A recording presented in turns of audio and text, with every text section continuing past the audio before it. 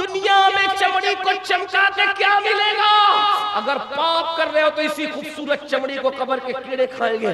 اس لیے توبہ کر لو, سدھر جاؤ, بدل جاؤ, تبدیل ہو جاؤ, اللہ کو راضی کر لو, اللہ کو منا لو. اگر جوانی میں خدا کو منا لیا تو قبر کے کیڑے تو دور کی بات ہے, انشاءاللہ تمہارا کفن بھی میلا نہیں ہوگا اور دنیا کہنے پہ مجبور ہو جائے گی زمین میلی نہیں ہوتی, زمین میلا نہیں ہوتا, محمد کے غلاموں کا کفن میلا. مصری نام سنا ہوگا, وہ رابعہ کعبہ جس کے استقبال کے لیے آتا, مشہور واقعہ بار بار آپ نے سنا ہوگا, اگر نہیں سنا ہے تو دو جملے میں صرف اشارہ کر دوں, واقعہ نہیں بتاتا. جب رابعہ بصری حج کے لیے گئی تو کیا دیکھا کہ کعبہ رابعہ کے استقبال کے لیے آیا. تو رابعہ نے کعبہ دیکھ کے کہا, اے کعبہ تو کیوں آیا؟ میں تجھے تو دیکھنے نہیں آئی تھی, میں تو یار کے دیدار کے لیے آئی تھی. وہ رابعہ بصری ایک مرتبہ جا رہی ہے رستے سے, کسی مرد نے دیکھ لیا, رابعہ بصری کو کسی مرد نے دیکھ لیا. توجہ کریں, آج مرد دیکھ لے, مرد پکڑ لے, چوڑی پہنانے کے بہانے عورتیں اپنا ہاتھ مردوں کے ہاتھ میں دیتی. اب تو مہندی لگانے کے لیے بھی عورتیں, آپ کے یہاں ایسا نہیں ہوگا مجھے پتا ہے, لیکن بڑے شہروں میں ایسا ہے, اور ویکسین کے طور پر میں یہ باتیں پیش کر رہا ہوں.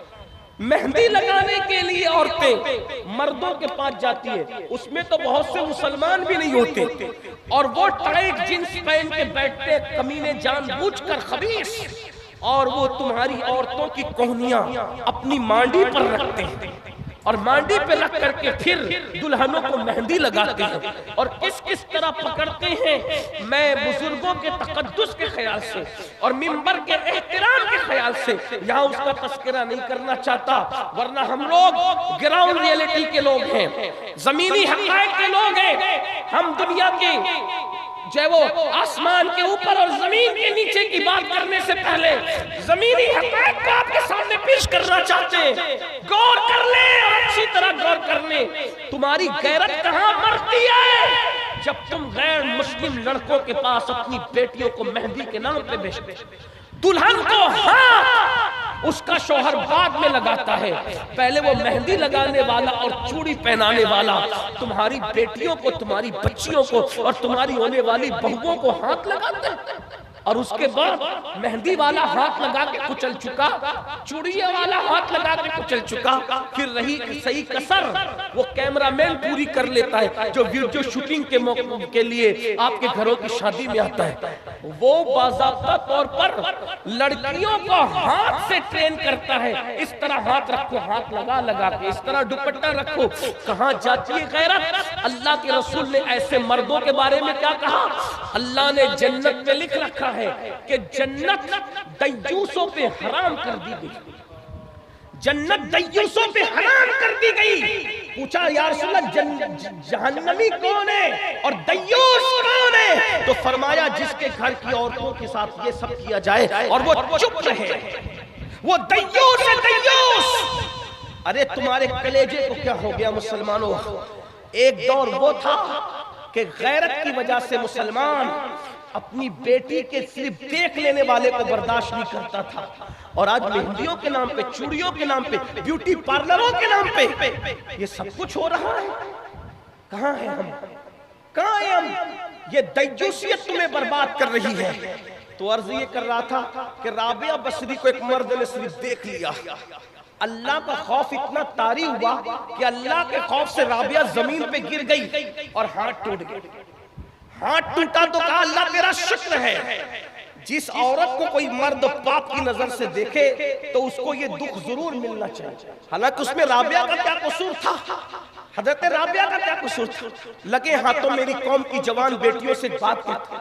آج کل اگر فلم دیکھتے ہوئے, سیریل دیکھتے ہوئے, ناول پڑھتے ہوئے بے باک لڑکے اگر کسی لڑکی کو افیئر کا, ناجائز محبت کا آفر کرتے ہیں تو لڑکیاں جلدی پگھل جاتی ہیں اور اس کو فیشن کا نام دیا جاتا ہے.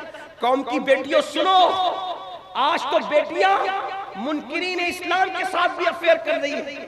رشتے فیس بک پہ طے ہو رہے ہیں, رشتے واٹس ایپ پہ طے ہو رہے، رشتے انٹرنیٹ پہ طے ہو رہے۔ میری بہنوں، انٹرنیٹ پر تو چپل منگانے والا کا دل بھی مطمئن نہیں رہتا، پتہ نہیں میں نے جو پسند کیا ہے وہی بھیجے گا کہ دوسری بھیجے گا۔ ذرا غور فرمائیں، جب انٹرنیٹ پر آئی ہوئی چپل پر دل مطمئن نہیں ہوتا تو انٹرنیٹ پر لوگ رشتے کیسے طے کر لے رہے ہیں؟ مجھے حیرت اس بات پر ہے۔ پھر ہاتھوں کی مہندیاں بھی نہیں چھوٹتی اور طلاق تک کی نوبت آتی ہے۔ شریفوں کے رشتے انٹرنیٹ، یوٹیوب اور فیس بک پہ طے نہیں ہوتے۔ اور قوم کی بیٹیوں سے کہتا ہوں، یہ افیئر میں جو عشق کے نام پہ ناجائز رشتے تمہیں دیے جاتے ہیں، ناجائز محبت میں تمہیں بلایا جاتا ہے، تو یہ درندے، یہ وحشی، یہ بے حیا اور بے غیرت لڑکے بھوروں کی طرح ہے۔ جیسے بھورا ایک بار پھول کا رس چوس کر دوبارہ پھر پھول کی طرف رخ نہیں کرتا، تتلیوں کے باغبان کی طرح ان کی شرارتیں ہیں۔ جیسے تتلیاں ایک مرتبہ پھول کا رس چوس کر دوبارہ ادھر منڈلاتی بھی نہیں، ایسے ہی یہ نوجوان چھوکرے فلمیں دیکھ کر، گندی فلمیں دیکھ کر محبت کے نام پہ زنا کی طرف تمہیں لے جاتے ہیں۔ آؤ، وہ جو بات کرنے چلا تھا، کیا عورتیں تھی، کیا بیٹیاں تھی، کیا مقدس ہستیاں تھی۔ ایک لڑکی، ایک جوان لڑکی، بلکہ جوانی میں ابھی اس نے قدم رکھا تھا، بہت چھوٹی سی عمر تھی، 13-14 سال کی عمر کی وہ لڑکی تھی۔ کیا بیٹیاں تھی، قابل رشک بیٹی۔ ان کے ذکر سے آج بھی نگاہوں میں تقدس پیدا ہوتا۔ 13-14 سال کی بیٹی ہے، ماں نے کہا بیٹا چلی ذرا بازار چلی جا اور فلاں سامان لے کر بازار جا، تھوڑا سامان لے۔ علامہ عثمان ابن شاکر لکھتے ہیں کہ ماں نے کہا کہ جا اور کچھ سامان لے کر، 13-14 سال کی لڑکی، وہ بازار کیا گئی؟ ایک جوان لڑکا، وہ بھی 16-17 سال کا، بہت عمر اس کی بھی نہیں تھی، 16-17 سال کا وہ جوان، وہ بازار آیا اور آنے کے بعد اس جوان نے اس لڑکی کو دیکھا اور دیکھنے کے بعد کہا، اے لڑکی کتنی خوبصورت ہے، کتنی حسین ہے۔ یہ بات اگر آج ہمیں کوئی کہہ دے ہم ڈھیر ہو جاتا ہے۔ یہ سب جھوٹی تعریفوں سے متاثر نہ ہوا، کوئی سفید چمڑی خوبصورت نہیں ہے، جو چمڑی نے جہنم میں جلنا ہے وہ کب سے خوبصورت ہونے لگی۔ خوبصورت چمڑی تو وہ ہے جو جہنم کی آگ سے محفوظ ہے، اور کون سی چمڑی جہنم کی آگ سے محفوظ ہے وہ ابھی کسی کو پتہ نہیں چل سکتا۔ یہ تو جب تک کہ فیصلہ نہیں ہو جاتا قدرت کی طرف سے، اس وقت تک کوئی نہیں کہہ سکتا۔ اس لیے اللہ سے ڈرتے رہو۔ لڑکی کو اس جوان لڑکے نے جو 16-17 سال کا جوان، ابھی جوانی میں اس کی شروعات ہوئی تھی، اس جوان نے کہہ دیا کتنی خوبصورت ہے تو،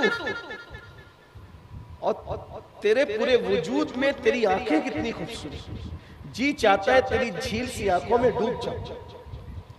جوان نے کہنے کو تو کہہ دیا، لڑکی نے غیرت سے کہا میری خوبصورتی میں سب سے زیادہ تجھے میری آنکھیں اچھی لگی نا؟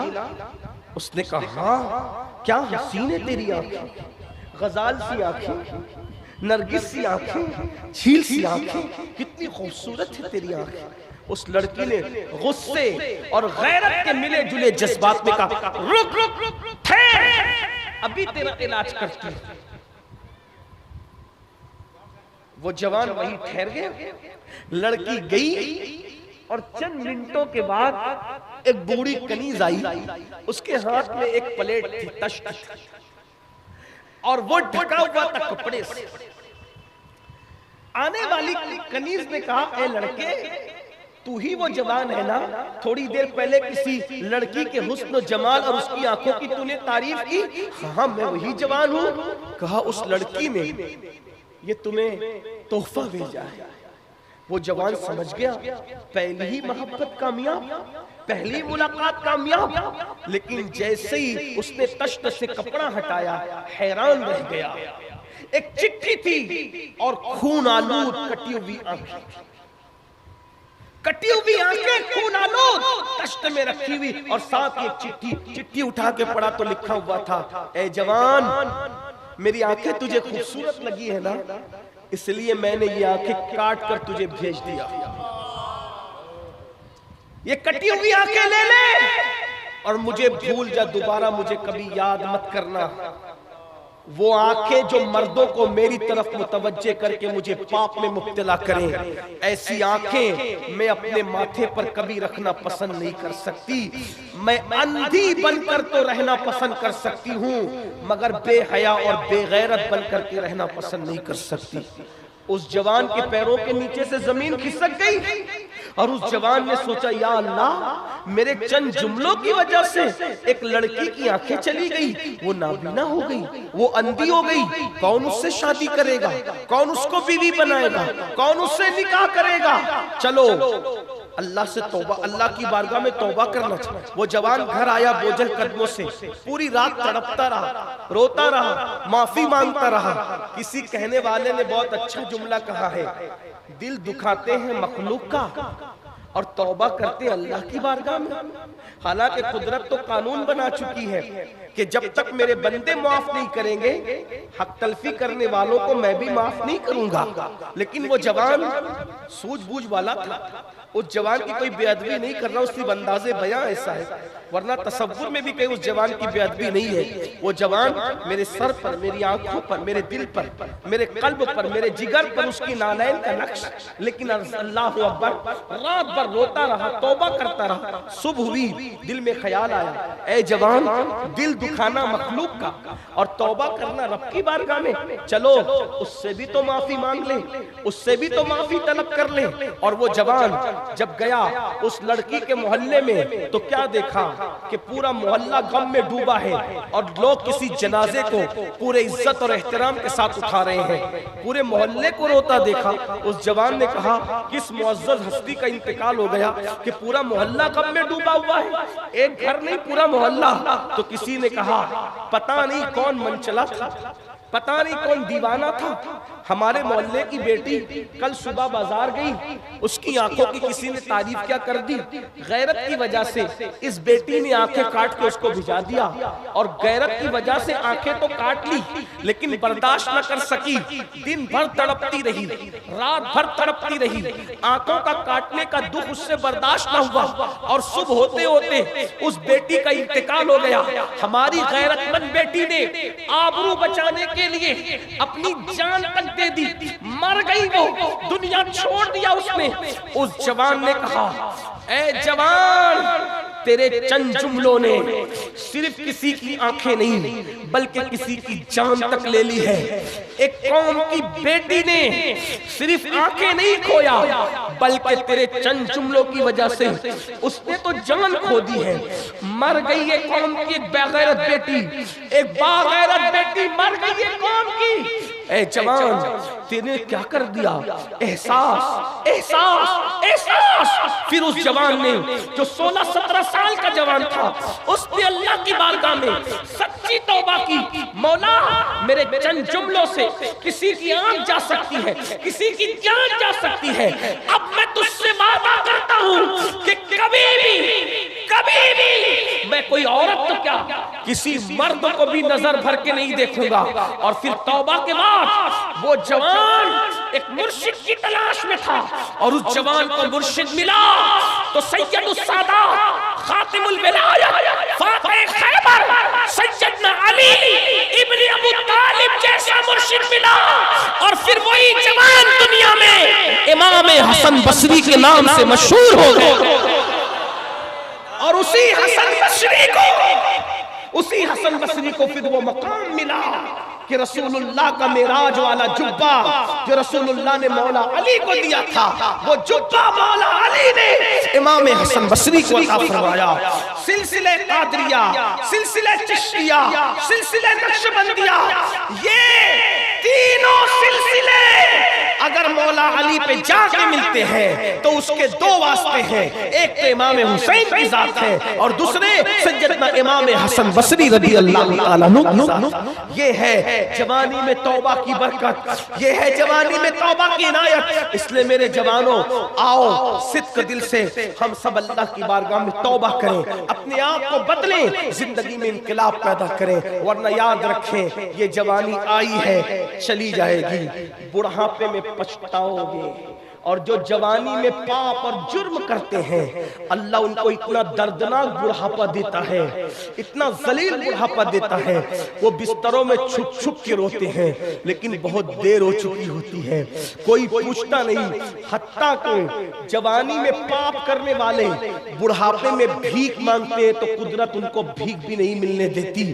سید الطائفہ حضرت جنید بغدادی بغداد کے بازار سے گزر رہے تھے، ایک بڈھا بھیک مانگ رہا تھا، بغداد والے اس کے کٹورے میں بھیک بھی نہیں ڈال رہے تھے، تو کسی نے کہا مرشد بغداد والے اتنے سخت دل ہو گئے کہ اس بڈھے کو بھیک بھی نہیں دیتے، تو مرشد جنید بغدادی نے فرمایا تھا کہ شاید اس نے جوانی میں پاپ کیے ہوں گے اس لیے اللہ نے اس کو اتنا ذلیل بڑھاپا دیا، اور جب تحقیق کی گئی تو پتا چلا کہ سرکار جنید بغدادی کا اندازہ صحیح تھا۔ اس لیے جوانی کی یہ خوبصورت راتیں چلی جائے گی، جوانی کی یہ رنگین سی راتیں چلی جائے گی میرے بھائیوں، اے میرے جوانوں، پھر ایک رات قبر کی رات ہوگی، اسی جسم کو سڑنا ہے۔ جوانی میں پاپ کرنے والوں، پاپ کرو گے تو یہ جسم قبر میں سڑے گا، بدبودار ہوگا، اس کو قبر کی مٹی کھائے گی، اس کو قبر کی مٹی کھائے گی، اس میں کیڑے چلیں گے، یہ آنکھیں بہے گی۔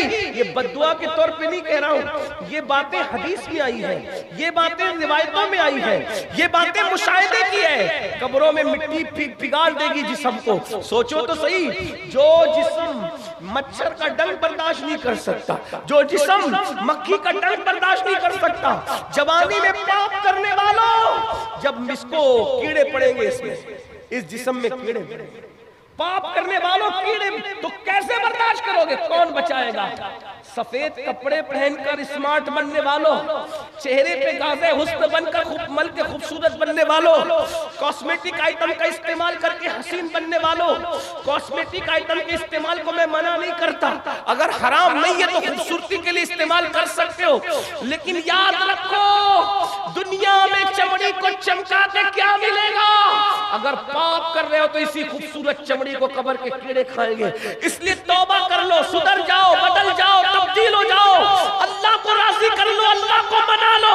اگر جوانی میں خدا کو منا لیا تو قبر کے کیڑے تو دور کی بات ہے، انشاءاللہ تمہارا کفن بھی میلا نہیں ہوگا، اور دنیا کہنے پہ مجبور ہو جائے گی زمین میلی نہیں ہوتی، زمین میلا نہیں ہوتا، محبت کے غلاموں کا کفن میلا نہیں ہوتا۔ نعرہ تکبیر، نعرہ رسالت، فیضان مخدوم اشرف کانفرنس۔ استغفر اللہ وما علینا الا البلاغ۔ السلام علیکم ورحمۃ اللہ وبرکاتہ۔ جائیں نہیں، محفل جاری رہے گی، آپ تشریف رکھیں، محفل کے تقدس کو قائم رکھیں۔